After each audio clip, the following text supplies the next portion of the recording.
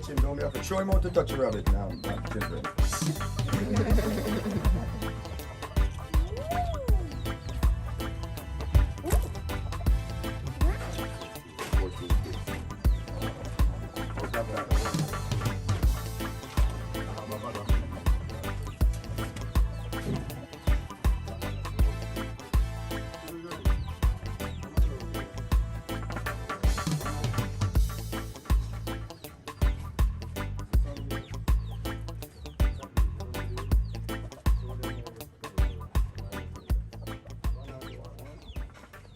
Morning. Trevor Bernard here. Come to do some more small ruminants business. We made a visit to Mr. Hansen rabbit farm again because we are looking this morning at rabbit cages, and we want to do some changes to his establishment in terms of the way he's building his rabbit cage. But we also have a guest this morning, Phil. Phil is interested in rabbit and goat and everything to do small ruminants. So he's coming here for the first time to have a look, and he also is going to tell us some of the things that he has done in terms of his research in rabbit rearing and so forth, and he will have a talk about that. But Phil, what is it about rabbit? You came here and you saw this, and what do you think? What is your first impression? Well, I'm impressed, very impressed. There are several things that stand out. First of all, they're the quietest animals you've never heard. You don't hear them at all, which is somewhat unusual in animal rearing. You hear cow, you hear goat, you hear sheep. These animals, you don't hear them at all. And what else did you see in the, in your research and so forth? I know you were telling me about the nutritional side of it and so forth. Well, first of all, in terms of my research, what I've discovered is that you really don't need a lot of space, and I'm proving it. I mean, this is a very small space with 60 rabbits or so, and they all seem very comfortable. And they also can just eat forages. You can feed them on just grass and tree plants and so forth. So in terms of that, they are pretty low maintenance.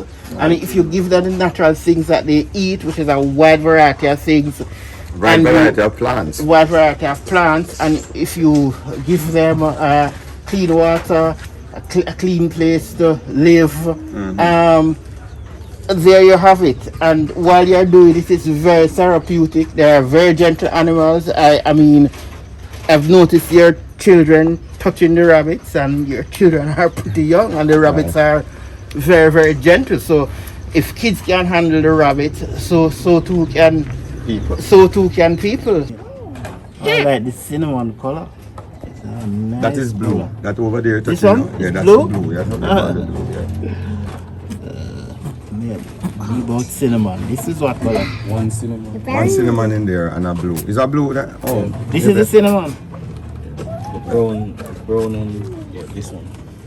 This one here is a cinnamon. And these are automatic feeders. You just throw the feeding in this, and it run down. We make all of this ourselves. Go down, and the feeding come around here, and then just eat. And you put water. We can put automatic water right here. This noni tree, and pick the leaves and give them. Yeah, noni, mango, banana. All of these things we can feed them. Is her kids. Okay, let's pause Everything. it. Cherry leaf, mango, not so water. So now, Mr. Hansen, we were here looking at some of his cage designs. Now this is the way people used to build the cage.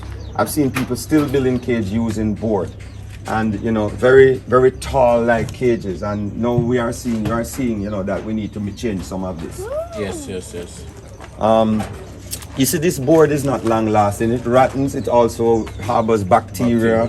If you can see, you see some white stuff on the board. The rabbits will bite at these boards. Sometimes you have to make sure you don't use treated lumber because it has poison inside there. Yes, I found that in my research that the rabbits will chew on the boards. Yeah, and then now he's using here the half by half mesh, which is one of the cheapest mesh that you can buy now on the market.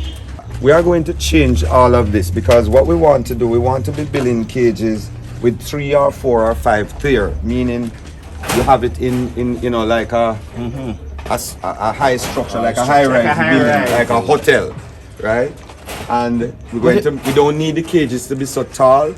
And you know, you really only need maybe 20 inches by 24. You know, some people 24 by 24. You don't really need a very large space for a rabbit. And it would take up much less space, I think, if you build in tiers, you know. Right. You're standing here, and you probably can be looking at 3 tiers. We're gonna try and price out a nice design and show what it is and how economical you can build your cages. Even, you know, we have been going around and showing some of the rabbit farmers how to build cage, even JSH.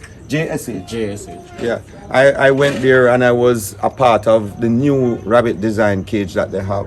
So we are going to make some changes along that line. You know, we're going to improve his farm and make him be able to grow. Yes, I appreciate that as well. And I've been showing him and sharing some of the designs, and we've been talking about it and so forth. And we are going to make a drastic change here.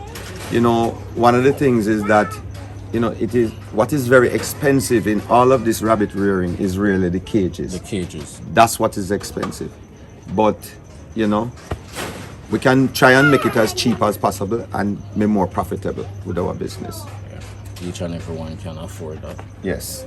So we're doing this for all the other potential rabbit farmers like Phil, that they can look at our design and grow. And from as strength you to were strength. saying, Mr. Bernard, there is no excuse really for somebody to say, boy, I don't have enough protein in my diet if they rear rabbit. Homestead farming. Homestead farming, basically. Yeah. You can basically We can provide our own everything. protein in the backyard. And you'd get it on a regular basis from the Yes. rabbit based on how. And it's a more healthier meat than chicken, and you are rearing your own food to put on your table. So with that being said, you know, thank you so much. This is a short video today. Thank you so much for viewing my channel. Please continue to subscribe. Thanks for watching.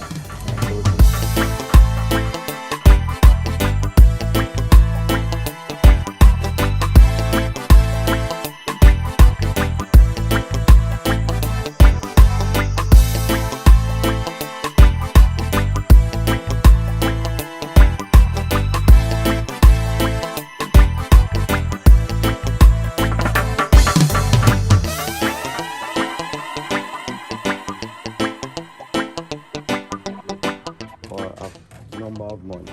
About a year, you said? 1 year to be. 1 year to be exact. He did not have any income. He did just what you see here to survive. He didn't give him everything he wanted, but he was able to solve his backyard. This real